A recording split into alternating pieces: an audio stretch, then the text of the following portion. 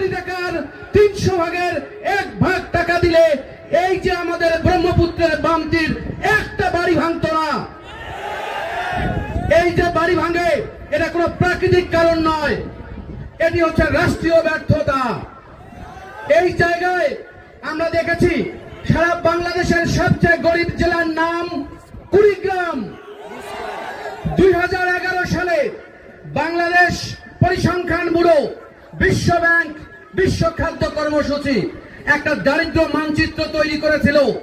সেখানে বলছে যে 63% গরিব মানুষ বাস করে কুড়িগ্রামে, আর 3% গরিব মানুষ বাস করে কুষ্টিয়ায়। 5 বছর পর আবার একটা জরিপ হয়েছে। এই জরিপে দেখা গেল সবচেয়ে কম গরিব মানুষ বাস করেন নারায়ণগঞ্জে 2%।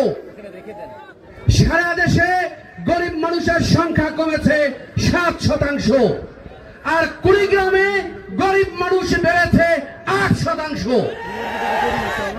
এই এক ব্যর্থ রাষ্ট্র, এক দুর্বৃত্তায়িত রাষ্ট্র, যে রাষ্ট্রে সারা দেশে যখন গরিব মানুষের সংখ্যা কমে তখন এই কুড়িগ্রামে গরিব মানুষের সংখ্যা বাড়ে। কেন বাড়ে?